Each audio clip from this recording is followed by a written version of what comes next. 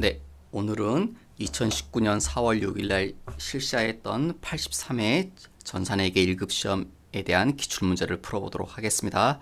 먼저 이론 문제를 풀어보도록 할게요.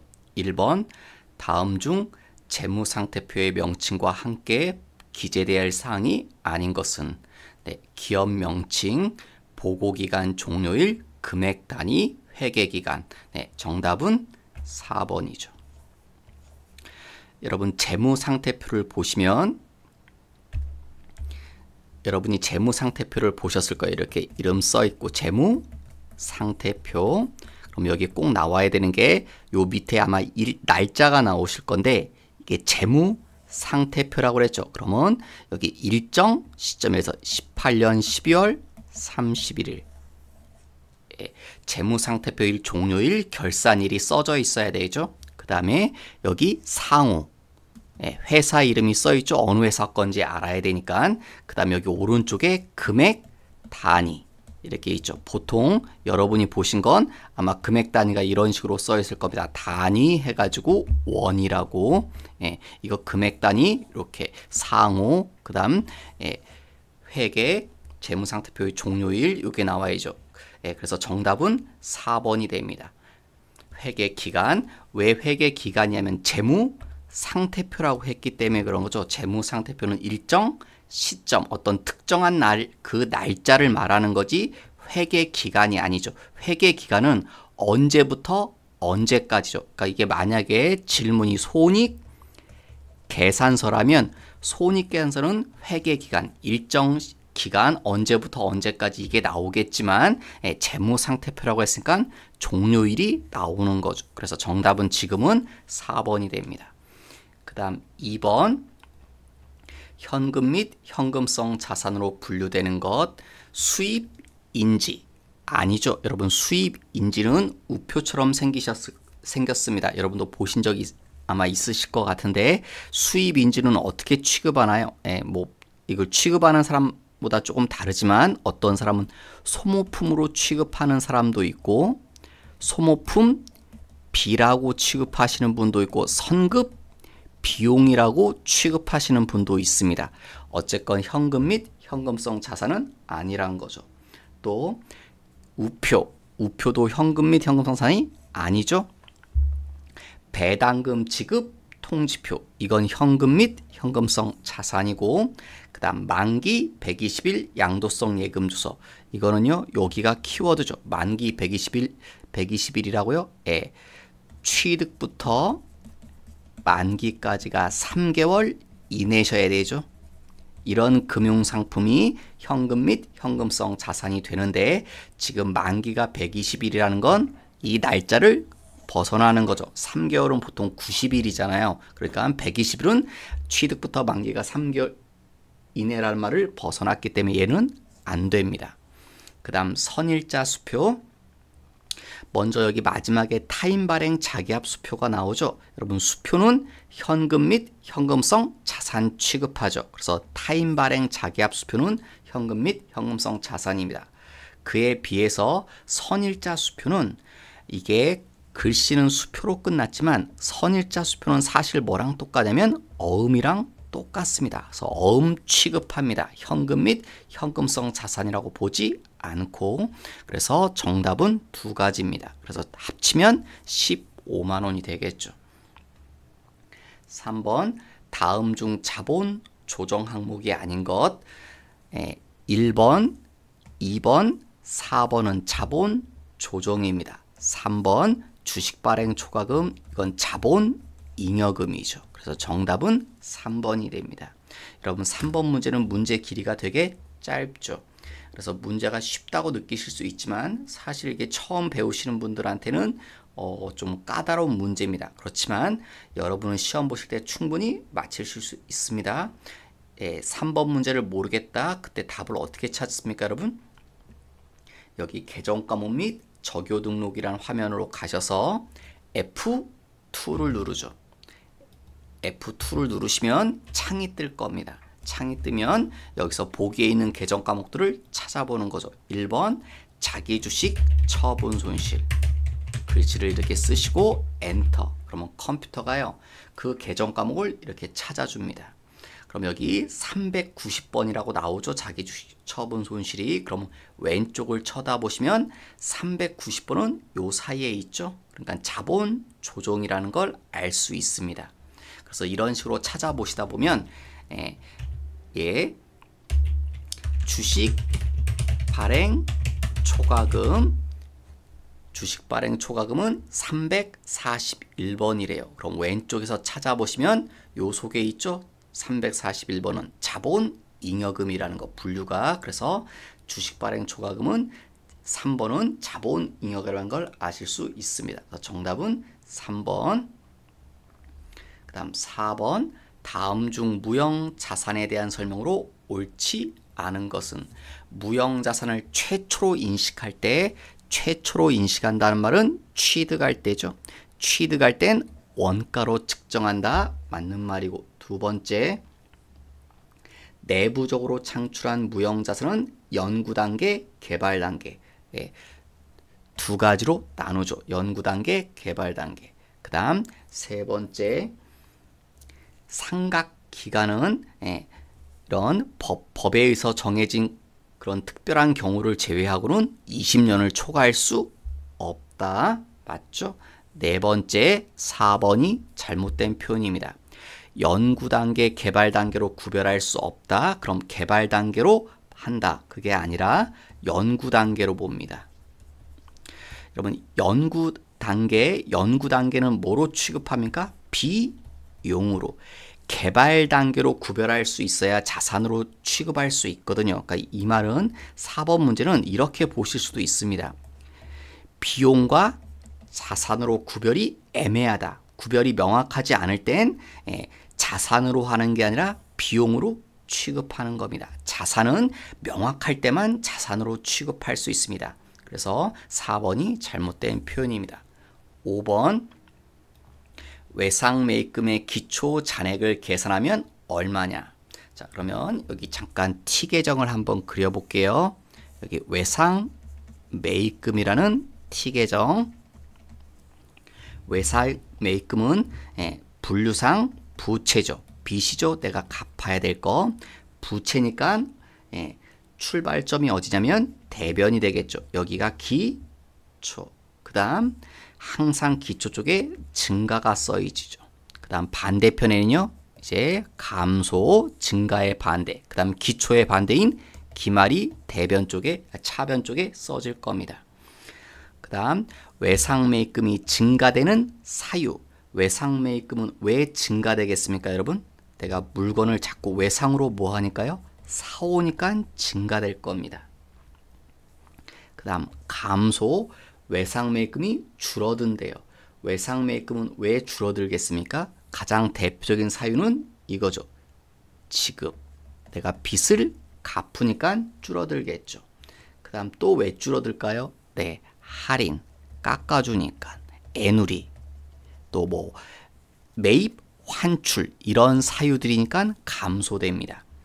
내가 갚을 돈, 외상 매입금이 있는데 할인, 애누리, 환출 이렇게 깎아주거나 반품하면 내가 갚을 돈이 감소되겠죠. 이런 이유들 때문에 줄어들 겁니다.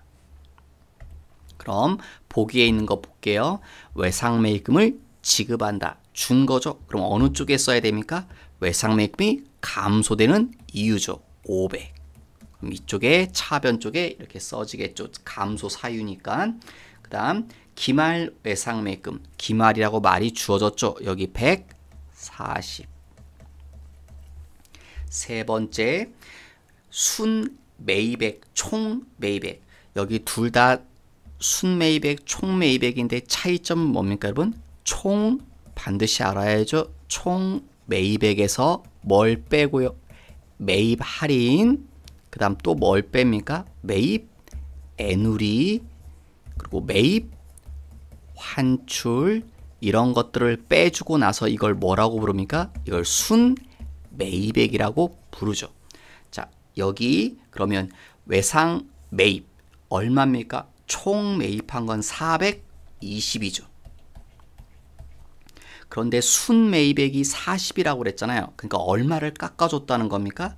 20만 원을 깎아줬다는 거죠. 그래서 여기 할인 애누리 이런 것들 중에 20만 원이 있나 봐요. 그러니까 감소했다는 거죠. 20만 원은. 지금 이 사람이 질문한 건 요 금액을 물어봤죠. 기초금액. 그러면 대차는 일치하셔야 되니까 차변 쪽을 다 더하시면 660이죠. 그럼 대변 쪽도 660이 돼야 되니까 기초금액은 얼마가 됩니까? 240만 원이 되셔야겠네요. 그래서 정답은 4번이 될 겁니다. 그 다음 6번. 다음 거래를 분기할 때 사용하지 않는 계정 과목은 비업무용 토지를 700에 샀다. 먼저 계약금 70만 원을 차감한 잔액 중 50은 타사가 발행한 당좌 수표로 나머진 어음을 발행해서 지급했다. 그럼 회계 처리해 보시면 자, 먼저요. 자, 토지를 샀죠. 그럼 여기 토지 얼마 주고요? 700. 근데 지금은 아마 토지가 아닐 겁니다. 이게 왜냐면 토지라는 계정 과목은 유형 자산인데 유형 자산은 우리가 사용이 해야 되는 거죠. 근데 비업무용 토지라고 했으니까 여기를 이제 투자 부동산이라고 하는 게 더 타당할 겁니다. 그 다음 돈을 줘야 되는데 계약금 얘기가 나오죠. 뭐라고 합니까? 선급금. 계약금 줬을 때 미리 준 돈 선급금 70만 원을 빼고 미리 줬으니까 저 돈은 줄 필요가 없죠. 그러면 우리가 앞으로 갚아야 될 돈은 630이죠. 근데 그 중에서 50%는 뭐로? 타사가 발행한 당좌 수표. 그러니까 뭘 준 겁니까? 현금을 준 거죠. 315만 원은. 우리가 여러분 조심하실 게 이게 당사가 발행한 타사는 다른 회사죠. 다른 회사가 수표를 발행해서 그걸 우리한테 줬겠죠. 그럼 우린 뭘 받은 겁니까? 현금을. 그걸 준 거니까 현금을 준 겁니다. 이거랑 다른 겁니다. 당사가 발행한 당좌 수표였다면 이 자리가 뭐가 되는 겁니까? 여러분? 당좌 예금이 되는 거죠. 우리 회사가 발행한 거였다면 그러니까 여기 당사인지 타사인지 확인을 꼭 잘 하셨어야 되고 나머진 어음을 발행했다. 나머지니까 315만 원이죠. 어음을 발행하면 여러분 어떤 계정 과목이 떠올라야 됩니까? 지급 어음. 또 하나 더 있죠. 누구? 미지급금. 그죠? 둘 중에 여러분이 선택하셔야죠. 뭘 선택하셔야 됩니까? 미지급금을. 이게 영업거래가 아니니까 지급어음이라고 쓰시면 안 되는 거죠. 지금 이 사람은 이걸 물어본 겁니다. 문제 요점은. 그래서 지금 2번이 정답이죠. 지급어음이라는 계정 과목은 나오지 않습니다. 미지급금이라고 하셔야 되니까. 그런데 이게 잘 틀리는 이유는 문제 지문에 지금처럼 이렇게 어음이라는 글자가 있거든요. 그럼 우리 머릿속엔 무슨 이름이 먼저 떠오를까요? 이 이름이 자꾸 떠오른다는 거죠. 뒤 글씨가 어음이 있기 때문에 얘가 잘 떠오르지 않고 그 함정을 노리고 물어본 문제입니다. 7번 다음 회계 거래 중에서 자본 총액의 변동이 없는 것은 1번 유상 증자를 실시했다. 유상 증자를 실시하면 자본은 증가되죠. 그래서 1번은 자본이 변화가 있습니다. 늘어납니다. 증가. 두 번째, 현금 배당을 주주총회에서 결의했다. 이래도 자본은 감소되죠, 여러분. 현금 배당, 자본 감소죠. 자, 2번 잠깐 볼게요. 회계 처리 어떻게 되겠습니까? 2번. 자, 현금 배당을 결의했을 때 회계 처리 여기 2월 이익 잉여금 이게 감소되면서 결의만 했죠. 준다고. 그러니까 여기 뭐가 나옵니까? 미지급, 배당금 이런 회계 처리가 나오죠. 결의했을 때. 그러면 분류하시면 얘가 뭡니까?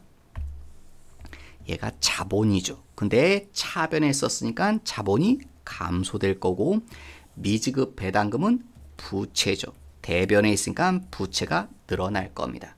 이런 회계 처리가 되기 때문에 자본은 줄어듭니다. 3번 일부 발행 주식 중 일부를 유상으로 소각하다. 이게 뭡니까? 감자죠. 근데 유상으로 소각했으니까 유상 감자죠. 그러니까 자본은 어떻게 되겠습니까? 1번하고 비교해 보시면 알겠죠. 유상 증자를 하면 자본이 늘어나듯이 반대로 유상 감자를 하면 자본은 줄어들겠죠. 4번이 정답인데요. 4번은 이 뒷얘기죠. 이렇게 결의했던 걸 뭐 했다? 지급했다. 그러면 회계처리가 어떻게 됩니까? 뭐가 사라집니까? 예, 주기로 했던 거 위에 있었던 미지급 배당금이 감소되면서 약속대로 뭘 줍니까? 현금을 주죠. 그러면 분류해 보시면 미지급 배당금은 뭐라고요, 여러분? 부채. 근데 차변 조정에 썼으니까 부채는 감소되겠죠. 반면에 현금, 대변에 이건 자산이죠. 대변에 있으니까 자산이 줄어들겠죠. 그래서 결의에 했던 현금 배당을 지급하면 지금처럼 부채는 줄어들고 자산도 줄어들죠. 예, 자본은 나오지 않네요. 그러니까 자본은 아무런 변화가 없죠. 예, 위에서 2번에서 이미 자본이 줄어들었기 때문에 4번 할 땐 자본이 변화가 없습니다. 그래서 정답은 4번이 될 겁니다. 그 다음 8번 단기 매매 증권이다. 단기 말에 결산 때죠. 단기 말에 단기 매매 증권에 미치는 영향은 얼마인가? 첫 번째 한강 주식 보시면 취득가액 20만 원에 취득했던 거에 기말에 15만 원이 됐대요. 그럼 뭐가 발생합니까, 여러분? 이게 단기 매매 증권 뭐라고 하나요? 평가 손실이죠. 얼마? 5만 원 떨어졌죠. 20만 원에 샀던 게 15만 원이 됐으니까. 그 다음 금강의 주식이요. 15만 원에 샀는데 20만 원이 됐대요. 그럼 이건 어떻게 됩니까? 단기 매매 증권 평가 이익이죠. 얼마? 5만 원이죠. 5만 원 올랐네요. 근데 이게 서로 상쇄가 되겠죠. 5만 원 떨어지고 5만 원 이익 봤으니까 결국은요. 예, 제로죠. 손익에 미치는 영향은 제로가 될 겁니다. 그 다음 9번 다음에서 설명하고 있는 원가 행태는 무엇인가? 첫 번째 특정 범위 내에서 조업도. 예, 여러분 시험 보실 때 조업도란 말이 나오시면 여러분은 이렇게 바꿔서 이해하시는 게 더 편하실 겁니다. 생산량이라고. 조업도와 생산량은 똑같은 말은 아니지만 조업도가 더 넓은 개념이고요. 생산량은 조업도 중에 한 사례일 뿐이지만 조업도란 말이 와닿지 않으니까 생산량으로 바꿔두시고 이해하시는 게 훨씬 편하실 겁니다. 특정 범위에서 생산량이 일정한 금액이 발생하지만 관련 범위를 벗어나면 원가 총액이 일정액만큼 증가 또는 감소하는 원가다. 그걸 그림으로 그리면 이렇게 되겠죠. 특정 범위 내에선 원가가 일정하지만 이 범위를 벗어나면 원가가요 일정하게 뭐 된다? 증가 또는 떨어지거나 이런 그래프 형태가 나온다는 거죠. 이 그래프가 무슨 모양처럼 보이냐면 계단 모양처럼 보이죠. 그래서 계단 원가라고 하죠. 별명이. 이게 뭡니까? 준고정비. 그래서 정답은 4번이 되는 거죠. 10번의 핵심어는요. 예죠. 순서라는 말. 여러분 직접 단계 상호가 있습니다. 직접 단계 상호. 순서가 의미가 있는 건 예죠. 단계 배부법. 그래서 정답은 2번이죠. 순서란 말만 보시면 쉽게 찾을 수 있는 문제였을 겁니다. 그 다음 11번 종합 원가 계산 방법과 개별 원가 계산 방법에 대한 설명 중 가장 올바르지 않는 것 특징 비교하죠. 시험에 자주 출제되는 포인트입니다. 동그라미 1번은요. 요 단어가 핵심이죠. 완성품, 환산량, 종합. 그 다음 개별에선 제조간접비가 중요하죠. 그 다음 일반적인 회사들은 종합 원가 계산을 쓰고 개별 원가 계산은요, 물건 만드는데 시간이 오래 걸립니다. 그리고 하나 만드는데 금액도 크고, 조선업, 배 만드는 회사들이 그렇죠. 대표적으로 뭐 항공기 제작업이나 그런 회사들이. 그래서 이것도 맞는 사례죠. 세 번째, 종합 원가 계산. 3번이 오답이네요. 작업별이란 말이 나오죠. 이건 개별이제 특징이죠. 그 다음 여기 공정, 이건 종합 원가 계산의 특징이고, 그래서 3번은 잘못 거꾸로 짝 지어놨죠. 그래서 정답은 3번이 될 겁니다. 그 다음 12번, 평균법에 의해서 계산하라고 했네요. 그럼 먼저 물량, 흐름 파악, 제공품에 대한 물량, 흐름 파악, 기초 떠오르시죠? 착수, 완성, 기말.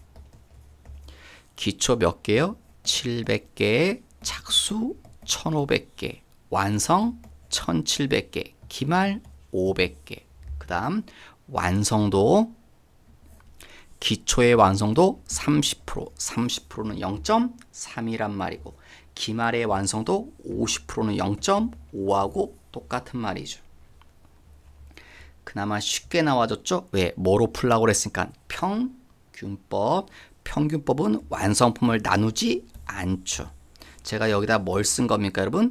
여기에 재료비, 완성도, 재료비가 얼만큼 들어갔느냐, 그 다음 뒤에는요, 가공비, 완성도. 여러분이 여기만 잘 정하시면 그 다음은 어렵지 않으실 겁니다. 자, 어떻게 들어가야 됩니까?